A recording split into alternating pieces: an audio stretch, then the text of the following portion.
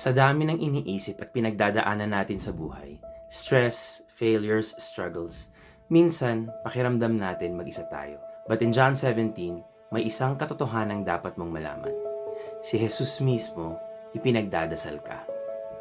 Bago siya lumakad patungo sa krus, ito ang ginawa niya.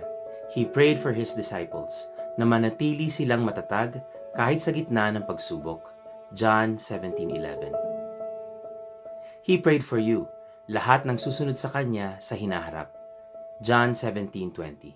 He prayed for unity, na tayong lahat ay maging isa sa Kanya, tulad ng relasyon niya sa Ama. John 17:21. Alam mo bang mahalaga ka kay Jesus?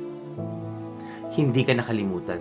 Jesus thought of you before going to the cross. Ang panalangin niya, na maranasan mo ang tunay na relasyon sa Diyos, na maingatan ka sa mundo, lumago sa pananampalataya, at manatili sa Kanya. And this is the gospel. Jesus prayed for you because He loves you, hindi lang bilang isang tagasunod, kundi bilang isang anak ng Diyos. He went to the cross for you to take your sins so you could have a new life with Him. His prayer is still alive today. Ang nais niya ay lumapit ka sa Kanya at maranasan ang tunay na buhay. Jesus is praying for you even now. You are not alone. You are deeply loved and you are called to be one with Him.